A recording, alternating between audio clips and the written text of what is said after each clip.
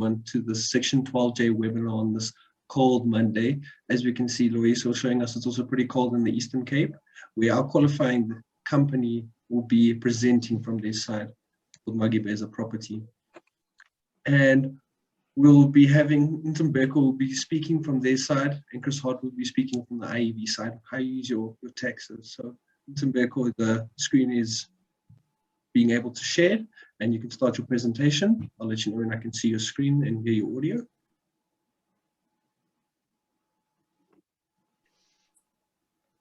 Is that for Ntembeko to go first? Yeah. If he is struggling, yes, Chris. If he is struggling, Chris, I think we can let you go and just give him a minute to access everything. I think, Justin, he won't be able to share the screen. I think he was having some problem with his camera or something. I think I heard that he's going to do this, just the audio. Okay. There we go. There's it goes, yeah. Just like venture capital, you have a bit of faith, it'll do well. So please, guys, the floor is all yours.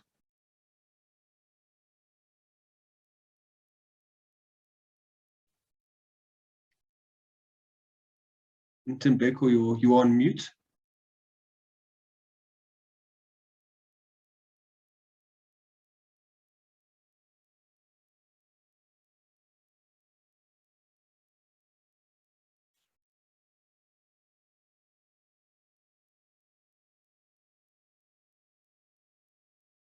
You're still on mute, Ntembeko.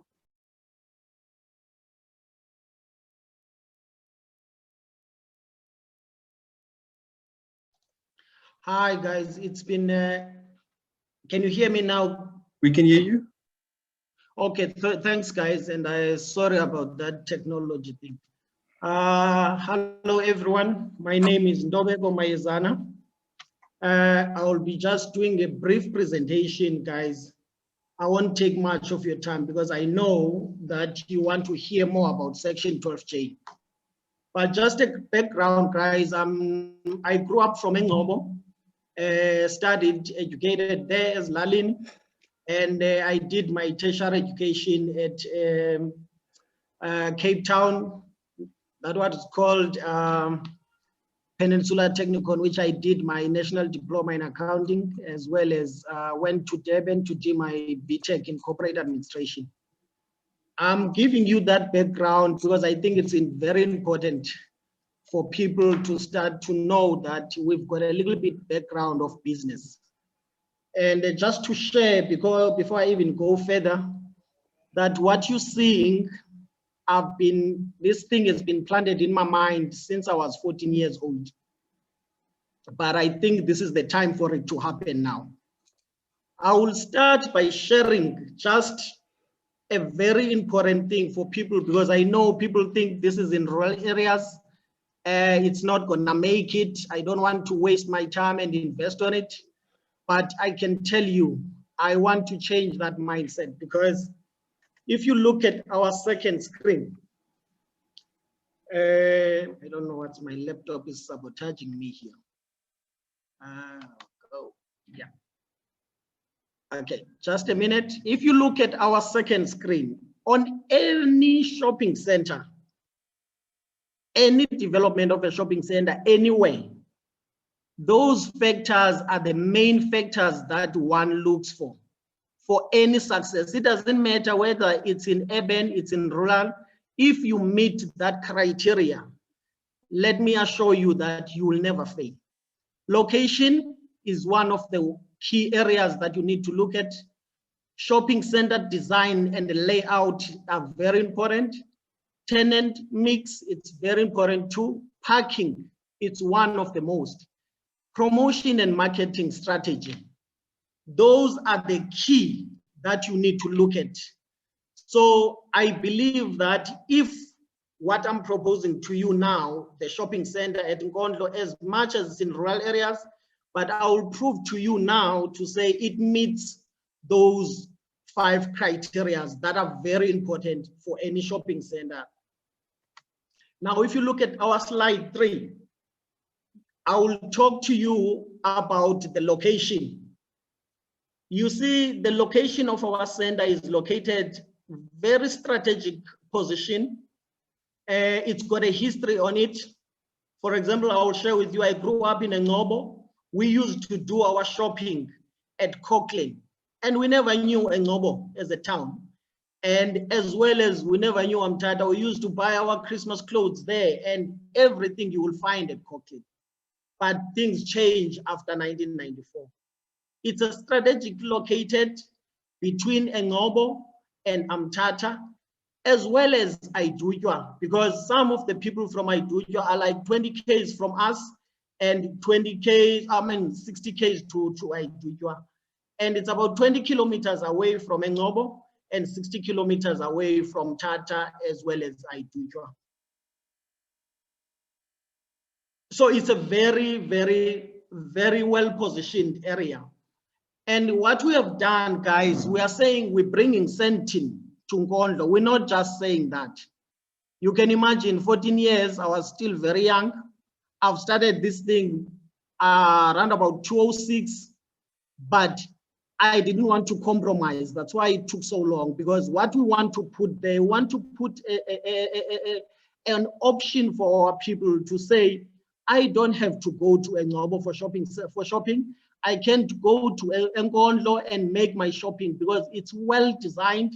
And we capitalize ourselves, guys, to say, in terms of the layout, it will be talking to our kind of people. For example, I'll just share one thing that we on our layout we've done on where the banking sector is gonna be.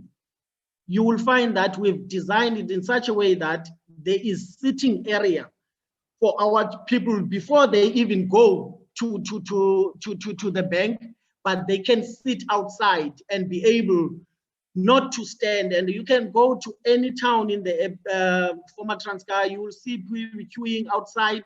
We want to take away that, and we want to lead for any shopping development that will be happening after us. They need to know that our people need to be treated with dignity, that no queuing outside, even if it's raining, they need to make sure they take care of that.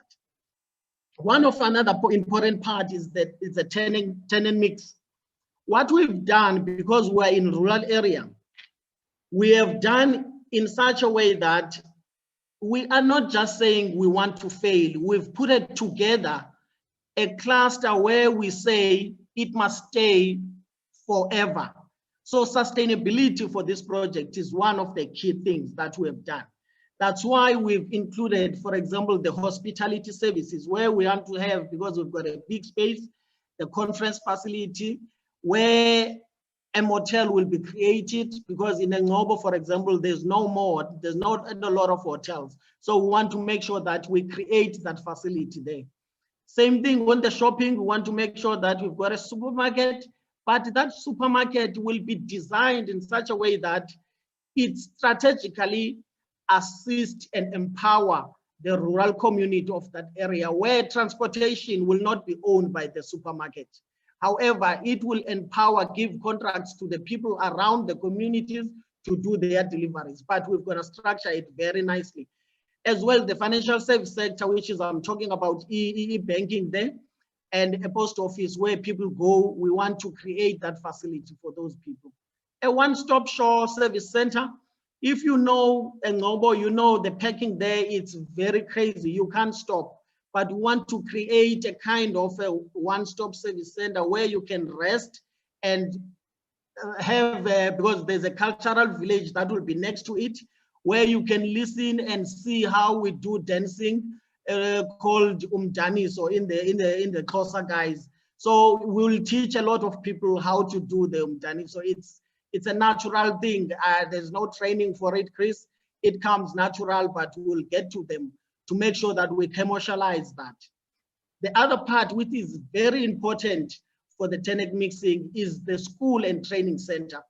You'll know I grew up there. A library, I only saw a library when I was in tertiary education. We need to stop. Our children from our brothers in the rural areas need to start to be used to the library at a very early age, to know that I might not have money for a book, but I can go to the library and access information.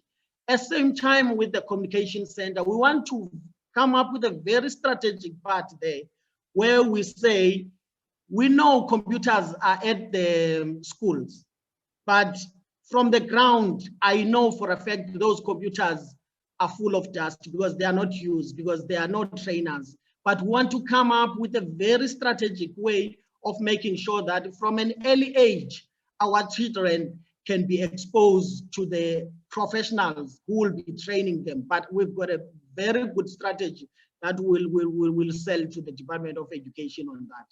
On the other side, we've got the health and awareness.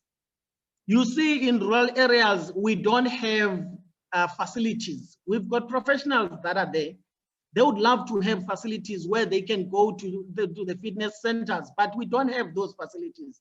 And we want to use this center to make sure that we give value to those professionals working in the rural areas, to know that we don't have to go to East London for us to access a gym, to Amtata and so forth. We want to make sure that we bring those services close to them. As well, on the awareness center, you know, I grew up in the rural areas. I know we've got sicknesses that are not in a way ubuti, but are sicknesses that we need doctors. So through that awareness center, we want to expose our people on a weekly basis. I mean, every Saturday, we will bring doctors that the center will pay, not salaries, but allowances, to come and share knowledge to our people, to say, sometimes it's not about utagatiwe, but it's just that this sickness we don't know. For example, I will share one of the sicknesses that I didn't know. It's called lupus. My wife is suffering from that.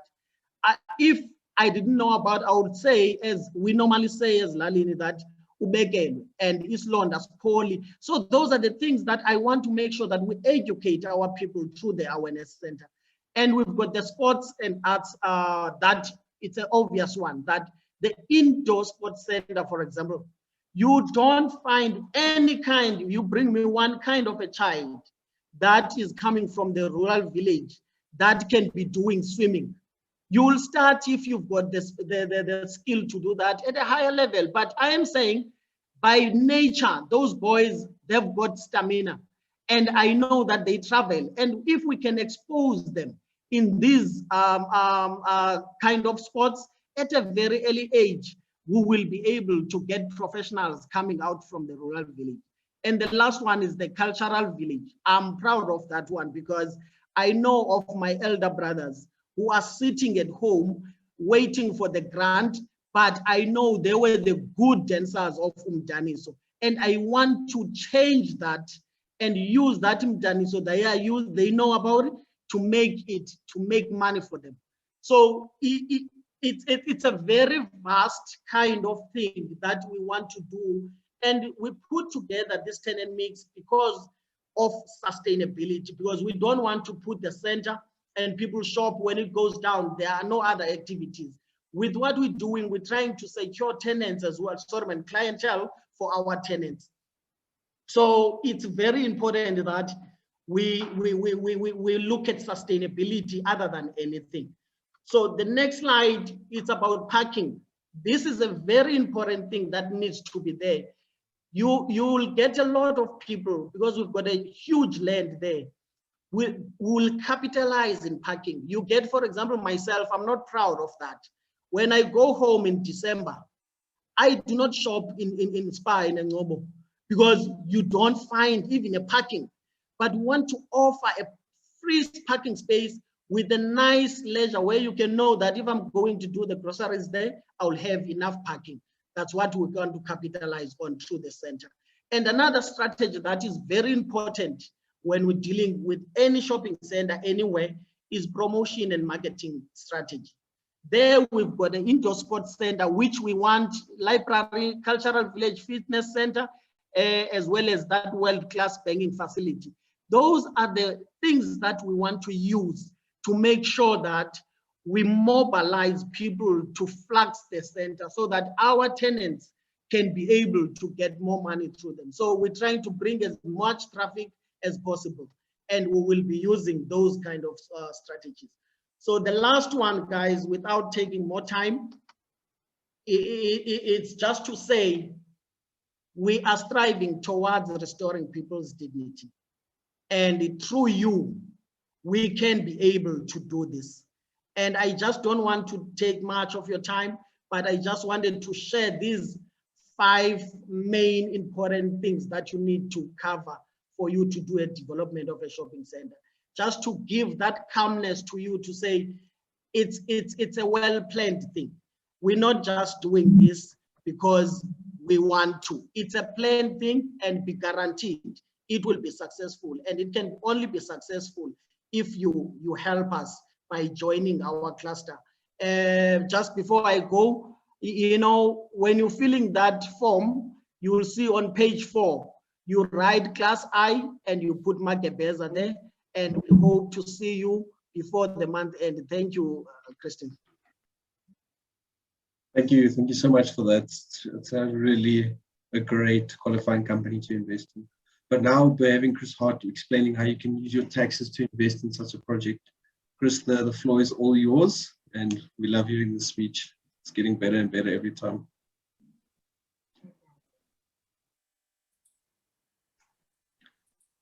Ntobeko, can you please just stop sharing your screen?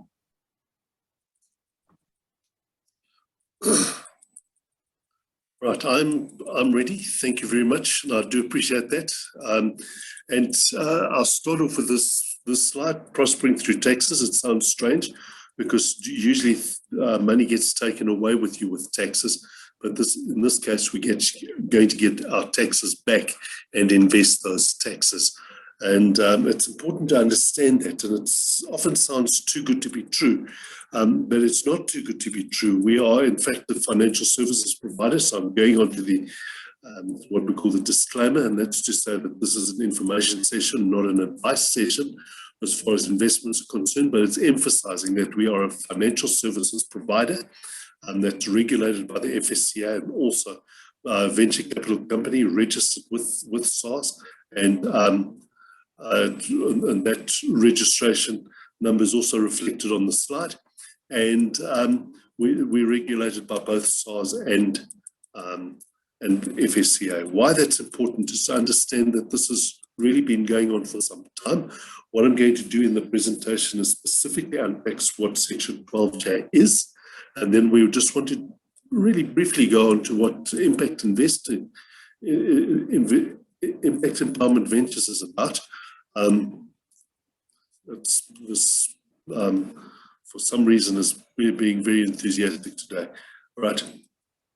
And then I'm going to go on to the actual smart structured Section 12J investing a bit later, and then how do we access it? So the first step is, what is Section 12J? Section 12J works very similarly to a retirement annuity. Nobody's afraid of a retirement annuity.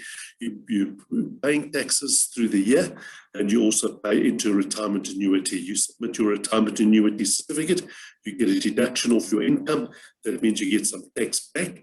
That tax that you get back helps to subsidize the cost of the retirement annuity. And the reason is the government wants you to save for retirement. In this case, we are trying to raise money for capital for SMEs. And so what happens, if we use this example, let's say you've been taxed 400,000 Rand and you're making an investment of R1 million. You make your investment of R1 million into the Section 12J venture capital company. You get a venture capital company share certificate, right, which you submit with your taxes, and that 400,000 Rand tax comes back to you. That means your R1 million investment has cost you 600,000, with 400,000 being subsidized by SARS. The number that we're using is just an indication. It will depend on your tax bracket that you're in at the time of doing the investment. But the point is that you get your tax back. This is embedded on SARS's e-filing system. It's been around for the last 12 years, but just that the sad shame is that it is busy coming to an end on the 30th of June. It is no more. And so this is the last opportunity to take advantage of that. Minimum investment is R1 million, maximum is R2.5 million. except for companies, it's also it's a higher limit of 5 million rand. When you do this investment, you have to be invested for 5 years. If you invest for 5 years, that is a permanent transfer of your taxes back to you. And that's Section 12J in a nutshell. Very easy. Take out R1 million, put it in the Section 12J company, and you will get your taxes back. However, we know that's not that easy. The barrier to this is, in fact, the R1 million. We're going to come up with a solution. But first, let's look at what impact investing is about and where Impact Empowerment Ventures comes about. Impact investing is something that's really gaining increasing momentum in the investment world. Very often it's focused on things like green energy, the arts and culture, the environment, that type of thing. And yet we believe that to be Africa relevant, we have to create jobs, food security, housing, education, and also business ownership. So we try and finance people into their businesses, not use the power of the finance to actually take the business away from the promoters. And that's quite important in terms of where we are focused. And so we go by the byline, enriching lives through opportunity. In other words, it's through opportunity that people get hope, and that we've got an unemployment rate of note. And it's really a human tragedy. It's young people's lives are really ripped apart with a lack of job opportunities. And so we try to create investment that creates enhanced risk control returns. And it is an investment, so we want good returns that creates investment for change and hope.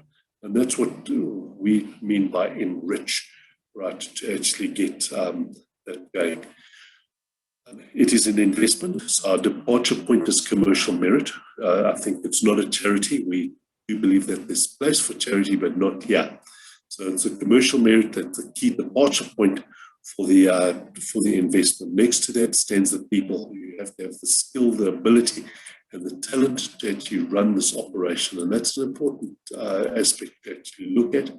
Next to that is the risk. Risk is a matrix. You know, very often people say, oh, that's risky, and they choose to do nothing. But doing nothing is also taking a risk of some sort. So we believe that you need to understand what the risks are, scope it, and then manage and mitigate those risks.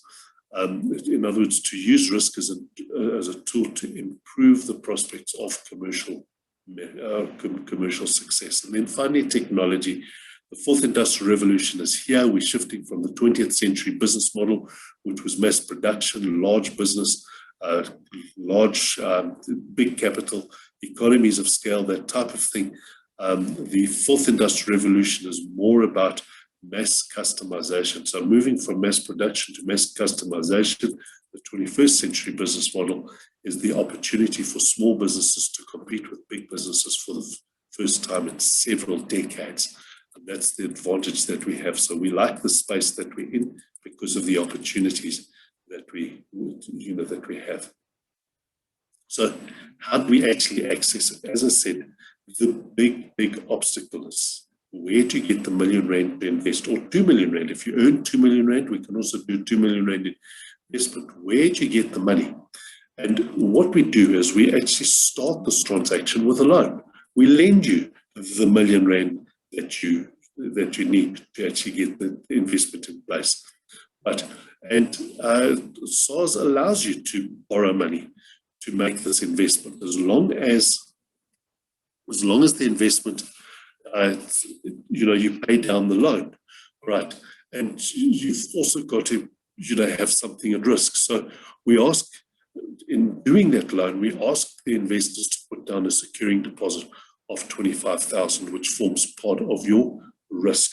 That loan then gets, we create the investment, so the loan gets offset by the investment in terms of assets and liabilities, and that investment allows you to go to SARS and get your tax back. In this case, we're using an example of 400,000, and again, it will depend on your tax bracket, but that 400,000 goes to pay down the loan, right? And so what we've got is a loan where we sign it as a limited collateral loan. In other words, we sign it as the investment that we made, right, of R1 million plus the 25,000 Rand securing deposit is the collateral for the loan, which after the tax refund is paid it down is a 600,000 loan with a 400,000 Rand cash component.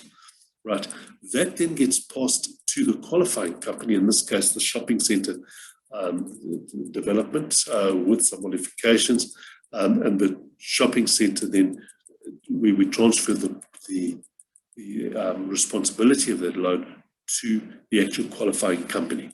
And so what happens is that you've got a limited collateral loan, and then we transfer the responsibility to pay and service the loan to the actual qualifying company, which means that what we're doing, and what I'm just going to do is unpack this a little bit, is that we've got the 25,000 securing deposit and the R1 million asset. That is the collateral. If things go south and everything collapses, we cannot go after you for more than that collateral because we've signed it as a limited collateral loan. We believe that that's adequate to cover a 600,000 loan with a 400,000 cash component. That is sufficient. We're also at this point not taking risk on the loan, so we can write that loan as a zero interest rate loan, right, to the investor. The interest gets paid by the underlying qualifying company. We then take this 400,000 cash and 600,000 loan, we transfer this to the qualifying investment. It's this point where we actually monetize the loan portion, and that's where the qualifying investment actually services the loan. The contract is signed between the qualifying company and the institution that's monetizing the loan. And that's why if something goes wrong, it's the actual qualifying company which the actual lender goes after, not the investor. All right, so the debt is refinanced on the project. Right, what are we trying to do for the investor? We're trying to grow your capital. So that capital is the 400,000 Rand that you provided to us. We try to grow it. It should grow by at least 10 to even maybe 12% a year. But if it grows at 10% a year, your 400,000 Rand should grow to 600,000 Rand by the time we end up with year 5. Now, please remember that 400,000 Rand came from the tax. If you don't do this investment, it's not that like you sit with 400,000 in your bank balance, which you can go shopping with. That money will not be there. That money will be with SARS, right? Never to be seen again.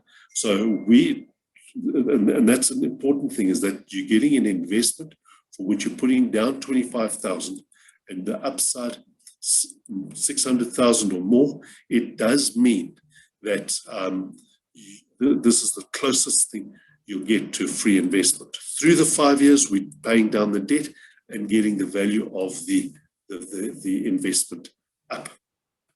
And that's why it's a thing. So I'm returning to the actual model.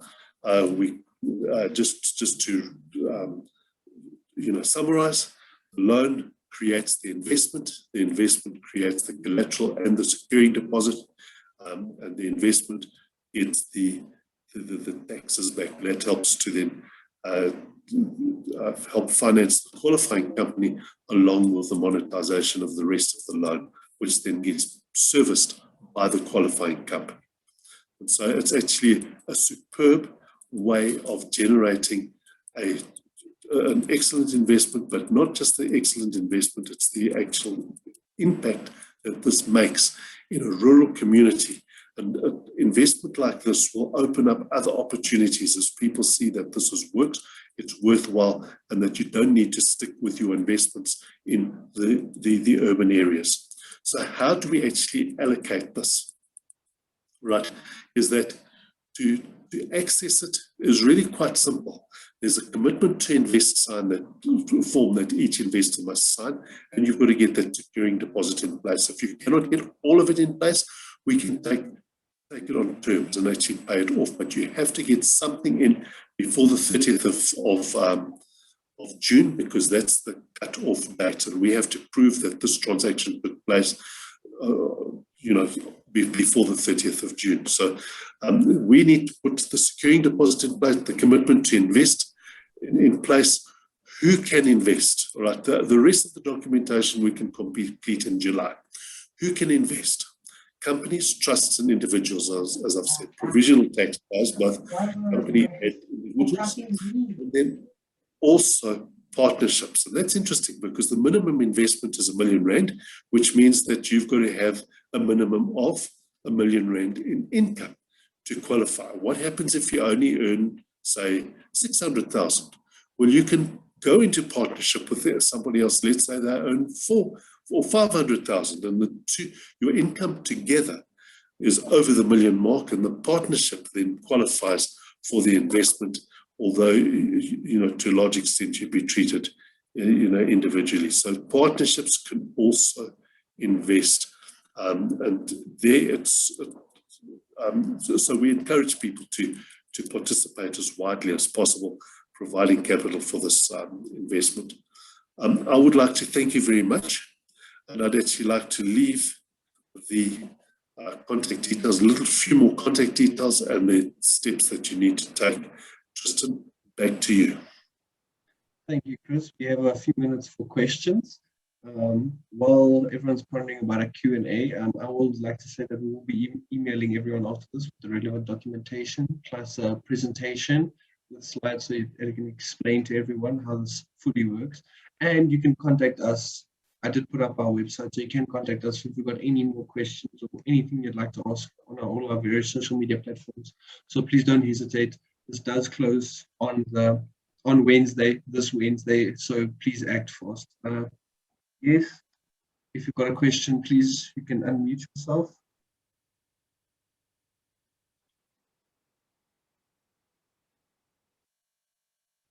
We are, of course, available for questions, outside this channel as well. Clearly we will do it. One needs to appreciate nobody's a guinea pig here. This has been in place for a long time already and has been very successful. And we really invite you to. Yes, Janella. Hello. Yes, hello. Yes, I've got a question from someone who's interested in investing. Ne? Yes. When we went through to SARS website, there was a sort of a information there that says the joint venture company can be withdrawn by SARS if they don't comply with the necessary requirements that SARS wants from them, maybe the default on declaration, whatever the case may be. But now her concern was that there's something there that says this joint venture company can be withdrawn, and also they need to pay 125%, and they need to declare the tax refund that was sort of given by SARS via the individuals or company or trustees.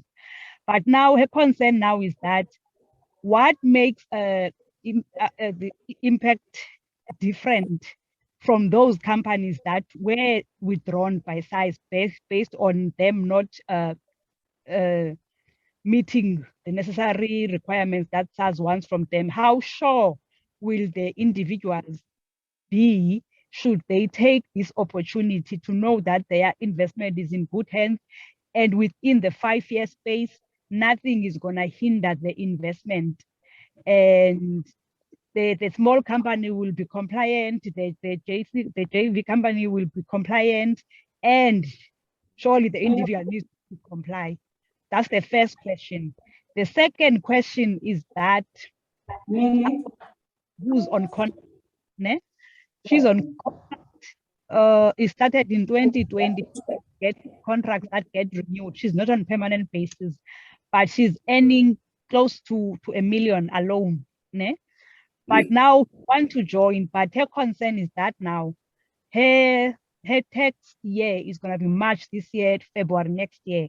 And then they are, when the contract we sign, it says it comes to an end in end of September, which they get renewed, but she's not sure now because she works for health department. Can she join, take that risk, not hoping that they will renew as they normally do? If they don't renew, what's going to happen? All right. I think, yeah, let me answer the first question. The compliance of section, the venture capital company is important. One of the advantages is that we do have sufficient business to, pay for costs and that type of thing to be compliant. I think by the time we get to the end of June, we'll have about 800 million.